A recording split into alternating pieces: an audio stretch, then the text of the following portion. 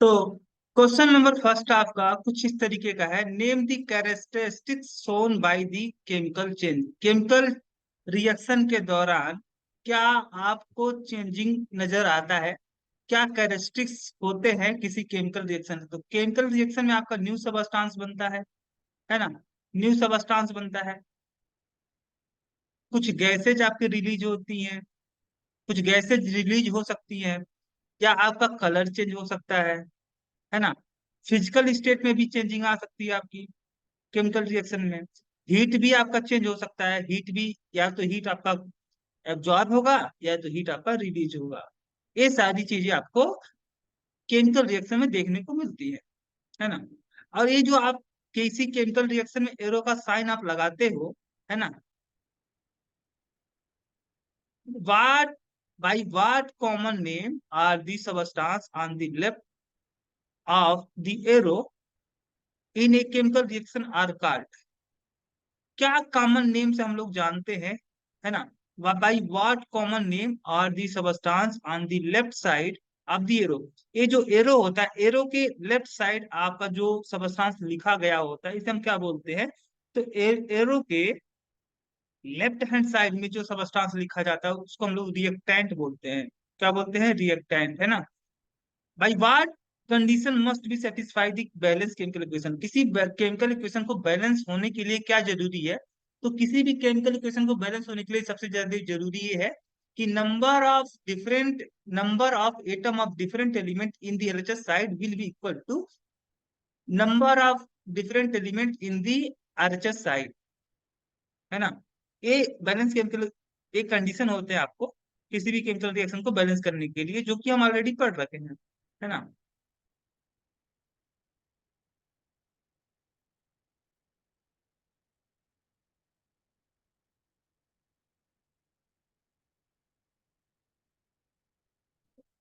हम अच्छे से क्वेश्चन लगाएंगे आपका।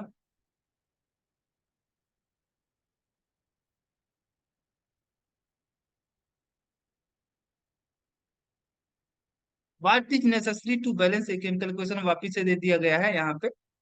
किसी केमिकल इक्वेशन को बैलेंस करने के लिए नेसेसरी कंडीशन क्या होता है? वही कि डिफरेंट एलिमेंट के एटम की संख्या एलएचएस साइड में जितनी होती है उतनी ही आपकी आरएचएस साइड में होनी चाहिए, है ना?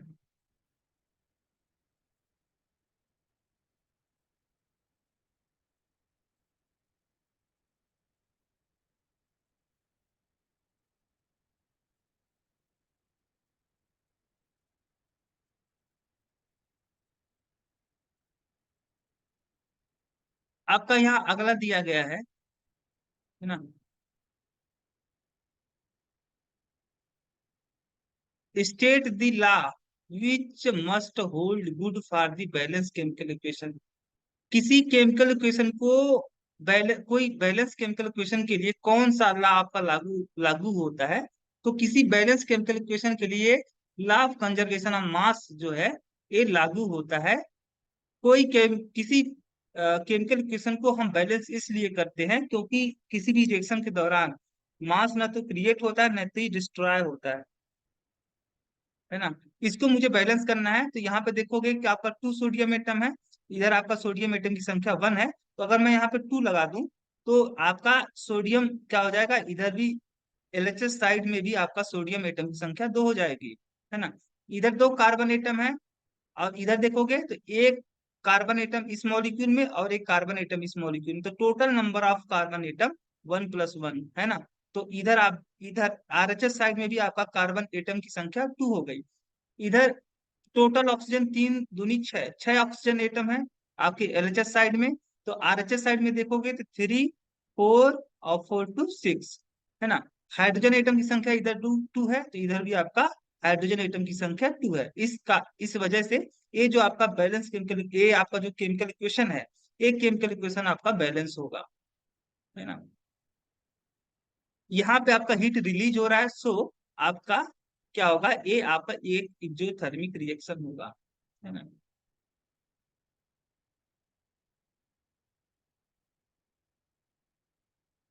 इसमें कौन सा सबस्टांस आपका ऑक्सीडाइज और कौन सा सबस्टांस आपका ऑक्सीडाइजिंग एजेंट की तरह काम कर रहा है? तो ऑक्सीडाइजिंग एजेंट क्या होते हैं? ऑक्सीडाइजिंग एजेंट ऐसे सबस्टांस होते हैं जो खुद क्या होते हैं, रिड्यूस हो जाते हैं। तो यहाँ पे देखोगे अगर आप, तो कॉपर जो है +2 ऑक्सीडेशन स्टेट में है, और यहाँ पे कॉपर आपका 0 ऑक्सीडेशन स्टेट में है। तो यहाँ से अगर यहाँ पे आप जाते हो, तो यहाँ पे देखोगे कॉपर का ऑक्सीडेशन नंबर क्या हो रहा है, घट रहा है। इसका मतलब हुआ कि जो कॉपर है आपका, कॉपर आयन आपका रिड्यूस हो रहा है ना। यानी ये आपका यहाँ से यहाँ तक जाओगे तो ये आपका रिडक्शन रिएक्शन होगा इसमें।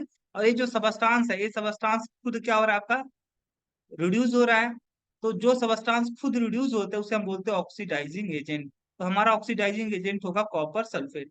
और आपका कौन ऑक्सीडाइज हो रहा है, तो आपका यहाँ से यहाँ पे जाओगे तो आपका यहाँ पे ऑक्सीडेशन स्टेट +2, यहाँ पे 0। इसका मतलब हुआ जो जिंक है वह ऑक्सीडाइज हो जा रहा है ना।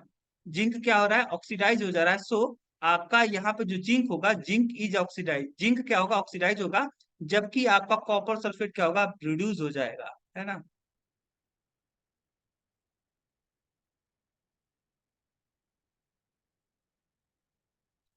कह रहा है कि आप एक्सप्लेन करिए by giving one example, why do oxidation and reduction process side by side. मतलब किसी रेडॉक्स रिएक्शन में आपका ऑक्सीडेशन और रिडक्शन दोनों एक साथ क्यों होते हैं? क्योंकि ऑक्सीडेशन के दौरान आपका इलेक्ट्रॉन क्या होता है, सबस्टांस द्वारा रिलीज किया जाता है। जो सबस्टांस आपका ऑक्सीडाइज होगा, वह सबस्टांस क्या करेगा, इलेक्ट्रॉन आपका रिलीज करेगा। और जब वो सबस्टांस आपका, अगर जो सबस्टांस ऑक्सीडाइज हो रहा है, अगर वह इलेक्ट्रॉन रिलीज करेगा, तो किसी न किसी को क्या करना पड़ेगा, इलेक्ट्रॉन को गेन करना पड़ेगा। इसी कारण से जब भी आपका कोई रेडॉक्स रिएक्शन होता है, तो रेडॉक्स रिएक्शन में आपका ऑक्सीडेशन और रिडक्शन रिएक्शन दोनों साथ ही साथ चलते हैं, है ना। क्योंकि एक सबस्टांस अगर इलेक्ट्रॉन आपका रिलीज करेगा, इलेक्ट्रॉन आपका त्याग करेगा, तो दूसरे सबस्टांस को इलेक्ट्रॉन लेना पड़ेगा। और दूसरा सबस्टांस अगर इलेक्ट्रॉन ले लेगा, तो दूसरे वाले सबस्टांस का हो जाएगा रिडक्शन, और जो सबस्टांस का आपका इलेक्ट्रॉन देगा उसका क्या हो जाएगा, ऑक्सीडेशन, है ना।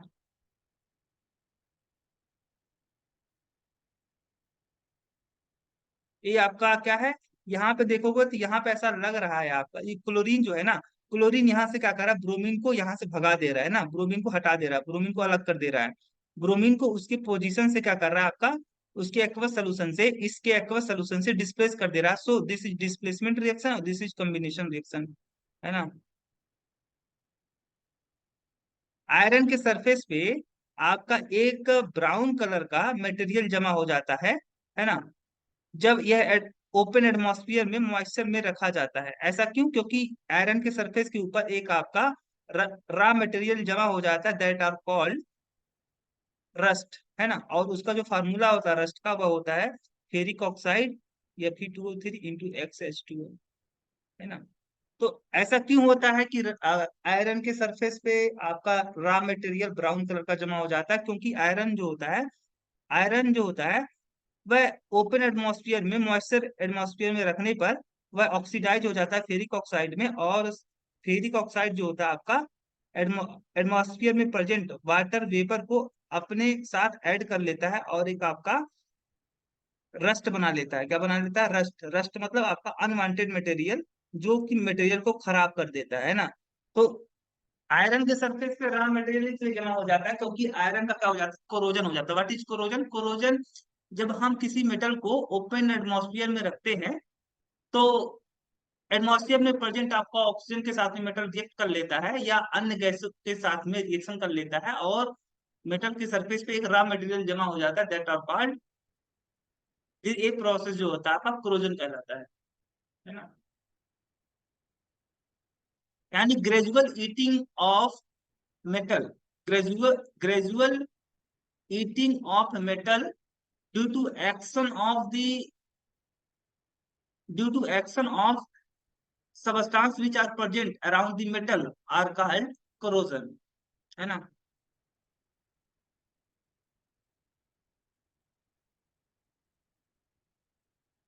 एक आपकी हाउस वाइफ है जो कि क्या करना चाहती है, अपने घर को व्हाइट वॉश करना चाहती है। इसलिए उसने क्या लाया, वो मार्केट से क्या लाई है, 10 kg quick lime.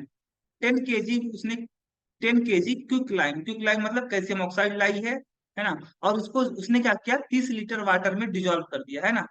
30 litre water में आपका इस क्विक लाइम को डिजोल्व कर दिया। तो क्या हुआ, अब जैसे ही उसने क्विक लाइम को ऐड किया वाटर में, उसने नोटिस किया कि जो वाटर था, वाटर बॉयल करना स्टार्ट कर दिया, है ना। वाटर बॉयल करना स्टार्ट कर दिया। बॉयल इसलिए कर रहा है क्योंकि जब आपका क्विक लाइम वाटर में डिजोल्व किया जाएगा, तो ये बना देगा कैल्शियम हाइड्रोक्साइड, और साथ ही साथ क्या होगा, हीट रिलीज होगा। इस हीट के रिलीज होने की वजह से ये जो वाटर है आपका बॉयल होना स्टार्ट हो जाएगा, है ना। और even when it not being heated, जबकि उसने हीट नहीं किया, इसके पीछे रीजन क्या है। और एक केमिकल जो क्वेश्चन यहाँ पे आपको केमिकल क्वेश्चन भी लिखना है और आपको प्रोडक्ट भी बताना है। तो इसका रीजन ये है कि आपका इस जब आप क्विक लाइम को वाटर में डिजोल्व करते हो तो वहां पे हीट रिलीज होता है, और जो हीट रिलीज होता है उस हीट की वजह से आपका जो वाटर होता है बॉयल करना स्टार्ट कर देता है। यहाँ पे मैंने बैलेंस केमिकल इक्वेशन लिख ऑलरेडी लिख रखा है ना। और इस रिएक्शन का नाम क्या है, इस रिएक्शन में इस आपका क्या हो रहा है, आपका दो सबस्टांस आपस में ऐड हो जा रहा है और एक सिंगल प्रोडक्ट दे रहे हैं। सो ये जो आपका रिएक्शन है, दिस इज कम्बिनेशन रिएक्शन, है ना।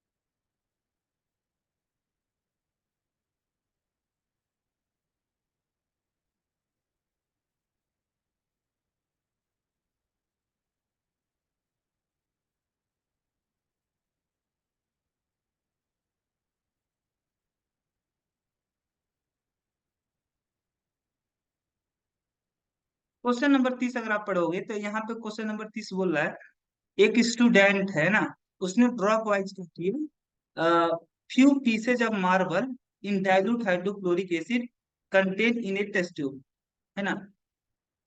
एक स्टूडेंट है, उसने क्या किया, ड्रॉप्ट किया कुछ पीसेज ऑफ मार्बल, एक टेस्ट ट्यूब है स्टूडेंट के पास में, और इस टेस्ट ट्यूब में आपका हाइड्रोक्लोरिक एसिड रखा गया था, है ना। इस टेस्ट ट्यूब में आपका हाइड्रोक्लोरिक एसिड रखा गया है, और इस स्टूडेंट ने क्या किया, मार्बल के पीसेज, कुछ मार्बल के पीसेज ने क्या किया, मार्बल के पीसेज इस डाइल्यूट हाइड्रोक्लोरिक एसिड में ऐड करना स्टार्ट कर दिया, है ना, ऐड कर दिया। मार्बल के जो पीसेस थे उसको हाइड्रोक्लोरिक एसिड में डिजोल्व कर दिया। तो उसने क्या देखा भाई, एक गैस इवॉल्व हो रही थी, है ना। और जो गैस आपका इवॉल्व हो रही थी उसको पास जब किया कहाँ पे, लाइम वाटर में, तो what change would be observe in the lime water and right the balance chemical equation for the both change observation. तो उसने जब मार्बल के पीसेस को ऐड किया हाइड्रोक्लोरिक एसिड में, तो गैस आपका इफ्रिवेशन के साथ में एक गैस रिलीज होती है, और इस गैस को जब उसने पास आउट किया किसी, यहाँ पे लाइम वाटर में, लाइम वाटर का मतलब आपका, लाइम वाटर का मतलब aqueous solution of calcium hydroxide, है ना। अब इस गैस को जब इसने पास आउट किया इस लाइम वाटर में, तो ये गैस क्या किया, यहाँ पे आपका ये जो लाइम वाटर इसको मिल्की कलर में चेंज कर देगा, है ना। तो आपको बैलेंस केमिकल इक्वेशन लिखना है। तो हम जानते हैं कि जो मार्बल होता है, मार्बल, मार्बल का मेन कंपोजिशन क्या होता है, मार्बल का मेन कंपोजिशन होता है कैल्शियम कार्बोनेट। और जब एक कैल्शियम कार्बोनेट आपका जो मार्बल में प्रेजेंट होता है, वह हाइड्रोक्लोरिक एसिड के साथ में रिएक्ट करता है, तो आपका साल्ट बनता है प्लस वाटर बनता है, और साथ ही साथ कार्बन डाइऑक्साइड गैस रिलीज होती है। एक कार्बन डाइऑक्साइड आपकी बबल्स के फॉर्म में इक्विलिब्रियम के साथ में, सनसनाहट की, सनसनाहट के साथ में क्या होगा, रिलीज होगी। और जब इस गैस को आप क्विक लाइम में पास आउट करोगे, क्विक लाइम मतलब ये जो कार्बन डाइऑक्साइड गैस है ना, जब इसे आप क्विक लाइम में पास आउट करोगे, तो आपका क्या हो जाएगा, एक कैल्शियम कार्बोनेट का फॉर्मेशन कर लेगा, और प्लस वाटर, है ना, प्लस वाटर, है ना। अब ये जो आपका कैल्शियम कार्बोनेट है इनसॉल्युबल होता है वाटर में, इस कारण से ये जो कैल्शियम कार्बोनेट होगा इनसॉल्युबल होने की वजह से वाटर में फ्लोट करेगा, डिजोल्व तो होगा नहीं, फ्लोट करेगा वाटर में। और ये जो आपका सोल्यूशन होगा वो मिल्की कलर का हो जाएगा, है ना, मिल्की कलर।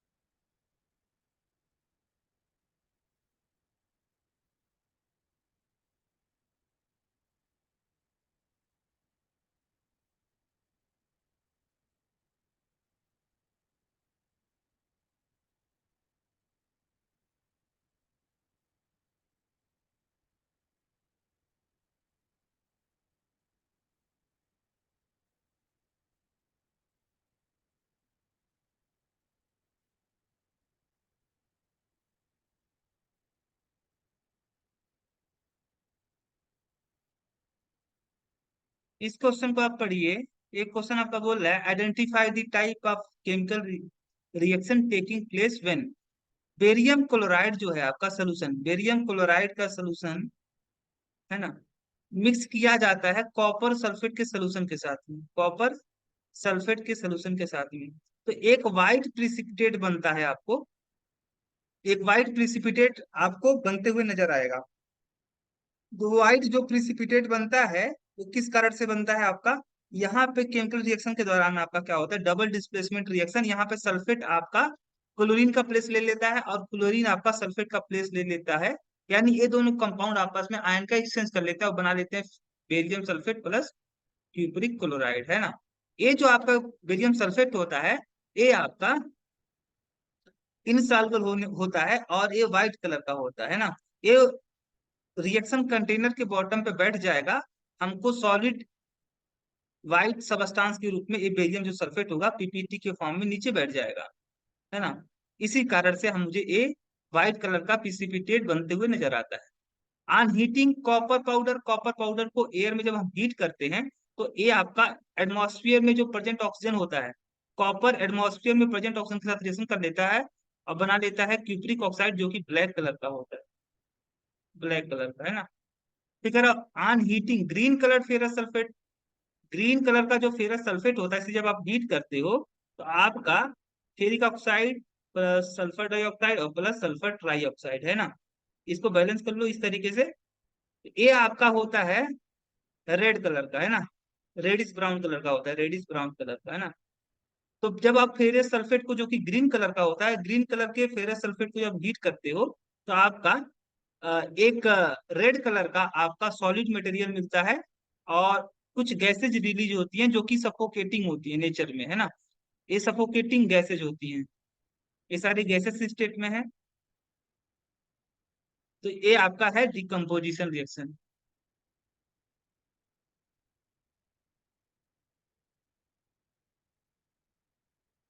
आपका आयरन नेल जब ऐड किया जाता है, आपका iron nail when left dipped in blue copper sulphate solution, copper sulphate जो कि ब्लू कलर का होता है इसके सोल्यूशन में अगर हम आयरन की नेल को डिप कर दें तो आपका ये जो आयरन होता है वह कॉपर को डिस्प्लेस कर देता है, बना देता है फेरस सल्फेट प्लस कॉपर, है ना।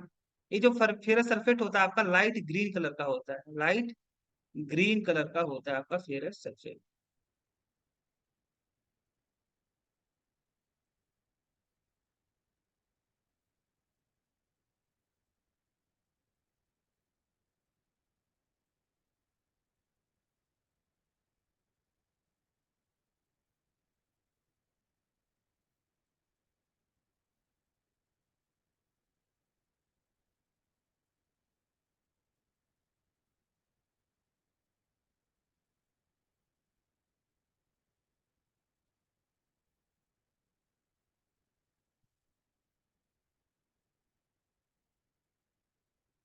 क्वेश्चन नंबर 59 देखोगे तो यहाँ पे आपका एक एक्सपेरिमेंटल सेटअप दिया गया है स्टडी करने के लिए। क्या, एक रिएक्शन को स्टडी करने के लिए एक सेटअप, एक्सपेरिमेंटल सेटअप दिया गया है।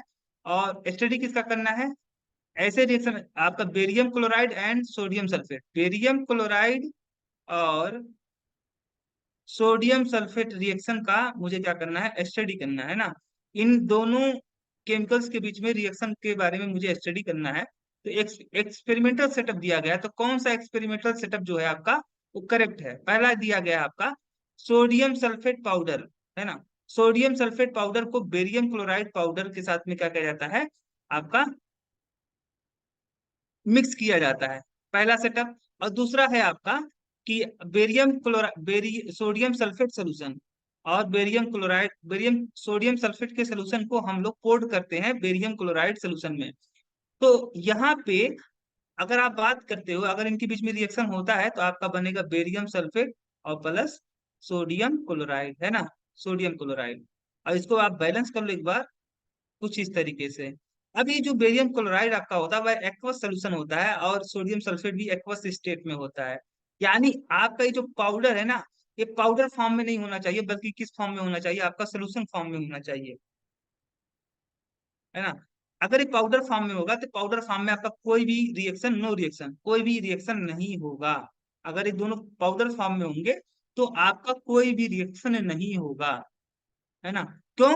क्योंकि ये जो बेरियम क्लोराइड है, ये बेरियम क्लोराइड में अगर देखोगे तो बेरियम क्लोराइड एक आपका आयनिक कंपाउंड होता है, यानी आयन से मिलकर बना होता है इस तरीके से। और यहाँ पे बेरियम आयन और क्लोराइड आयन के बीच में एक इलेक्ट्रोस्टैटिक फोर्स काम करता है, जो कि नेचर में क्या होता है, स्ट्रांग होता है। स्ट्रांग होने की वजह से यहाँ पे आपका क्लोराइड आयन इस बेरियम आयन को छोड़ के जाएगा ही नहीं, और जब तक आपका क्लोराइड आयन इस बेरियम आयन को छोड़ के जाएगा नहीं, तब तक कि कोई दूसरा आपका आयन सल्फेट आयन यहाँ पे एंट्री नहीं कर पाएगा, है ना।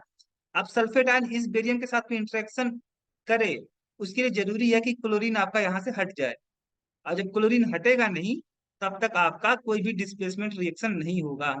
इसीलिए जो सेटअप आपका सेकंड है, ए स्टेप आपका सेकंड वाला एक्सपेरिमेंटल सेटअप क्या होगा, करेक्ट होगा इस रिएक्शन के स्टडी के लिए, है ना।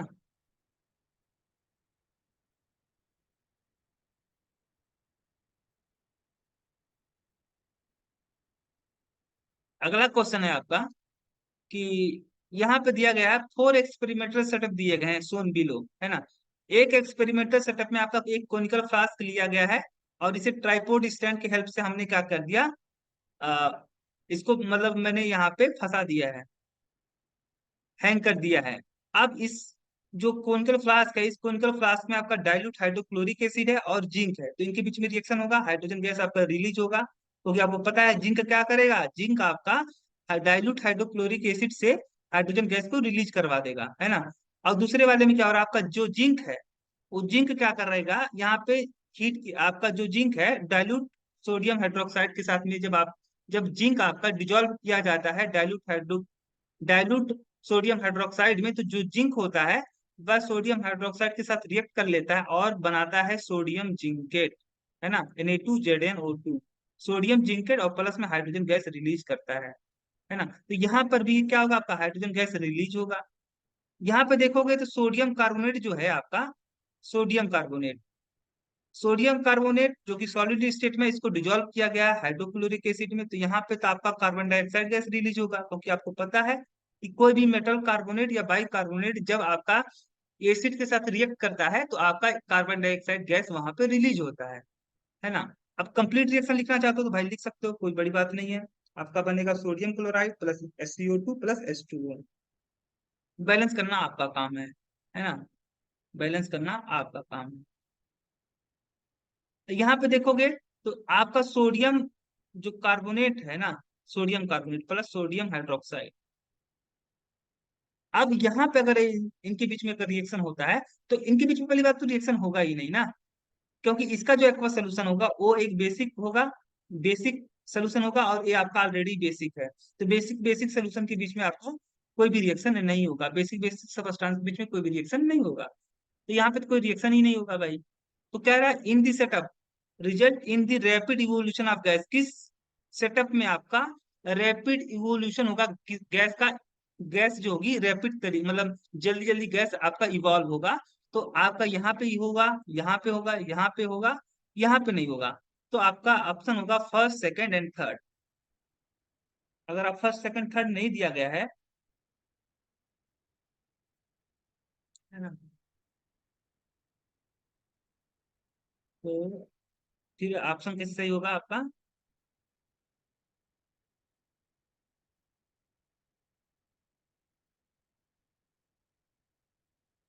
देखो फोर्थ तो किसी भी कंडीशन में नहीं होगा भाई, फोर्थ जहां पे है वहां पे गलती कर दो।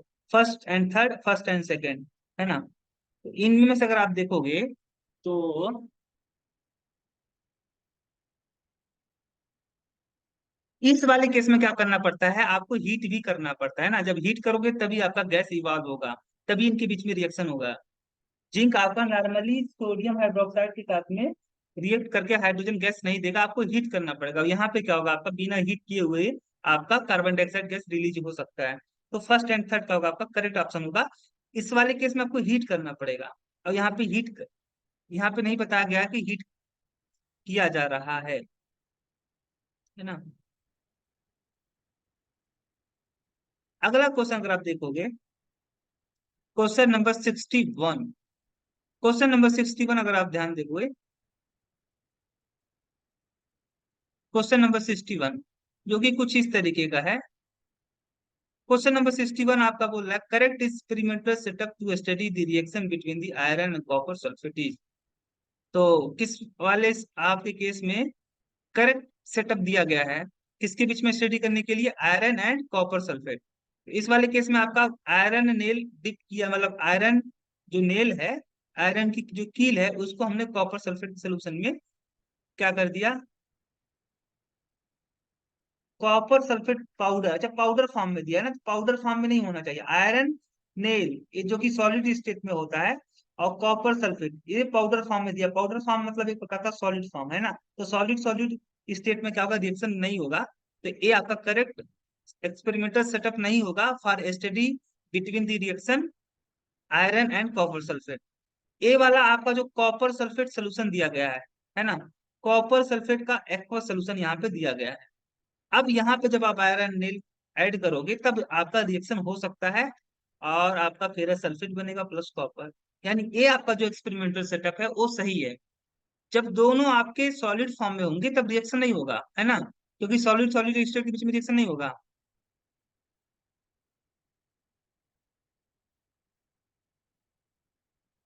तो आपका ऑप्शन सही होगा सेकेंड।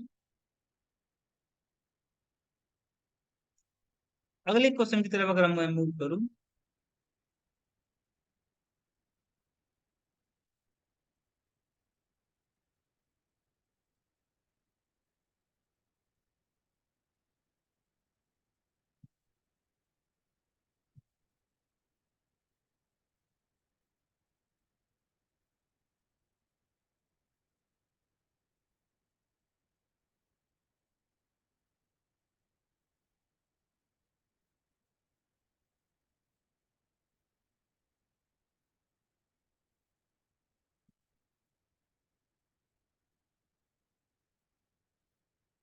हाँ, क्वेश्चन नंबर अगर आप देखोगे ए वाला, तो इस क्वेश्चन में कह रहा है name the factor which affect the rate of reaction. उन फैक्टर को बारे में बताइए जो कि किसी रिएक्शन के रेट को अफेक्ट करते हैं। तो पहला आपका कंसंट्रेशन होता है, जो आपका रिएक्टेंट है उसका कंसंट्रेशन रेट ऑफ रिएक्शन को अफेक्ट करता है। दूसरा आपका टेम्परेचर, तीसरा कैटालिस्ट, कैटालिस्ट, चौथा आपका है क्या, प्रेशर, पांचवा है आपका का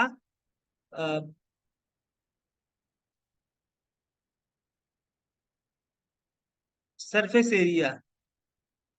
आप रिएक्टेंट, रिएक्टेंट का सरफेस एरिया डिपेंड करता है, इस पर भी डिपेंड करता है रेट ऑफ रिएक्शन। छठवां है आपका प्रेजेंस ऑफ लाइट, सातवां है आपका प्रेजेंस ऑफ लाइट, सातवां है आपका क्या, सातवां होता है आपका जो अफेक्ट कर सकता है किसी भी रिएक्शन के रेट को, वह है nature of reactant. Nature of reaction, reaction किस टाइप का है ना, आयनिक रिएक्शन है या कोवेलेंट रिएक्शन है ना, मॉलिक्यूलर रिएक्शन है या आयनिक रिएक्शन है, इस पर भी डिपेंड करता है।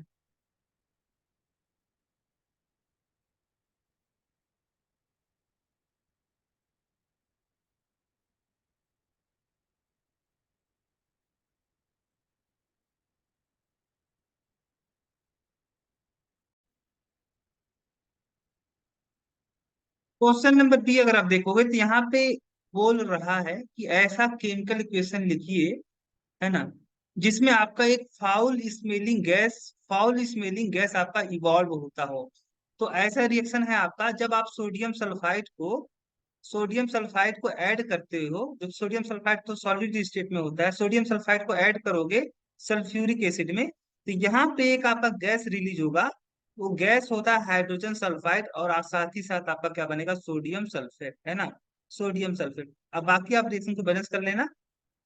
तो यहाँ पे आपका जो हाइड्रोजन सल्फाइड गैस रिलीज होती है, ये आपका रोटेन एग जैसा इसका स्मेल होता है, सड़ा हुआ अंडा, रोटेन एग स्मेल, है ना।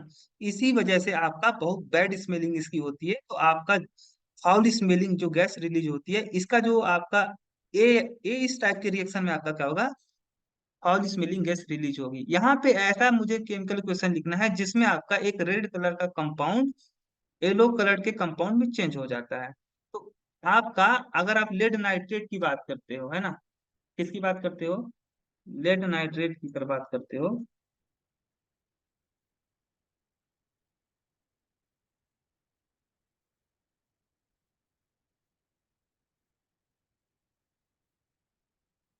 लेड नाइट्रेट नहीं, अगर आप बात करते हो Pb3O4, इसको अगर हीट कर दोगे, है ना, तो ये अगर हीट कर दोगे इसको, तो यहाँ पे आपका क्या होगा, lead oxide plus oxygen gas आपका रिलीज होगा, है ना। तो अगर आप मिक्स, ये है आपका मिक्स ऑक्साइड ऑफ लेड, है ना, जिसे हम लोग सिंदूर भी बोलते हैं। क्या बोलते हैं? Sindoor. Mix oxide of lead. इस ऑक्साइड को अगर मैं हीट करूंगा, तो यहाँ पे आपका एक गैस रिलीज होगी, दैट इज आपका ऑक्सीजन, जो कि कलरलेस होगा। क्या होगा? कलरलेस। कलरलेस, है ना। और ये जो आपका कंपाउंड होता है, ये जो आपका कंपाउंड होता है सॉलिड स्टेट में, ये आपका येलो कलर का होता है, ये आपका रेड कलर का होता है, रेड कलर का, है ना। इसे हम सिंदूर भी बोलते हैं।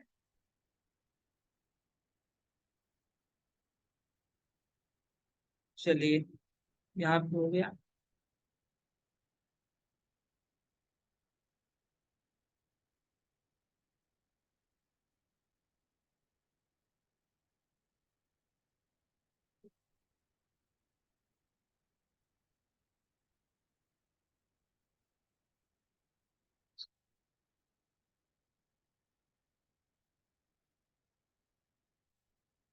ये जो केमिकल इक्वेशन लिखा गया है, इस केमिकल इक्वेशन में आपका सोल्यूशन के फॉर्म में कौन होता है? सोल्यूशन के फॉर्म में जिंक तो आपका सॉलिड फॉर्म में होता है।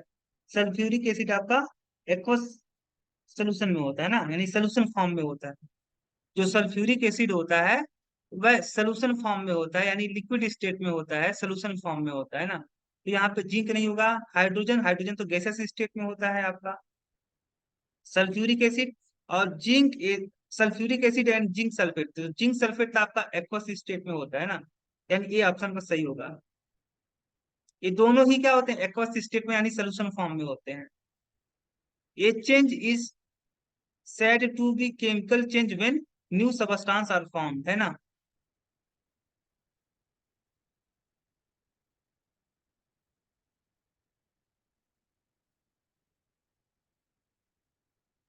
अच्छा, यहाँ पे अगर आप देखोगे, न्यू सबस्टांस तो बनता ही बनता है केमिकल चेंज में, यानी केमिकल केमिकल चेंज का मतलब केमिकल रिएक्शन में, है ना। और साथ ही साथ आपका एनर्जी चेंज भी होता है। एनर्जी चेंज किस प्रकार से? या तो हीट रिलीज होगी, या तो हीट आपका इवॉल्व होगा, या तो हीट रिलीज होगी, या तो हीट आपका एब्जॉर्ब होगा। इन दोनों में से आप जब भी कोई केमिकल रिएक्शन होता है, तो वहां पे या तो हीट देना पड़ता है, या तो हीट आपका निकलता है, यानी एनर्जी आपका चेंज होता है। ये भी बात सही है आपका। ऐसा चेंज जिसको हम इजीली रिवर्स नहीं कर सकते हैं, ये भी बात सही है। केमिकल रिएक्शन ऐसा चेंज होता है, ऐसा प्रोसेस होता है जिसको हम लोग इजीली रिवर्स नहीं कर सकते, है ना। यानी इसका मतलब वो सारे जो स्टेटमेंट है वो करेक्ट है, तो आपका सही ऑप्शन होगा डी। है ना?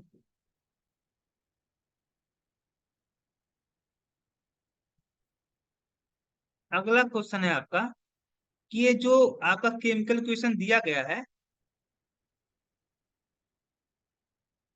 ये जो आपका केमिकल इक्वेशन दिया गया है, इस केमिकल इक्वेशन में क्या है? फेरस सल्फाइड, जब जो सॉलिड स्टेट में होता है, जब जब इसको ऐड किया जाता है सल्फ्यूरिक एसिड के एक्वस सोल्यूशन में, तो एक आपका एक फेरस सल्फेट का एक्वस सोल्यूशन बनता है, और साथ ही साथ एक आपकी गैस रिलीज होती है। एक गैस होता है हाइड्रोजन सल्फाइड।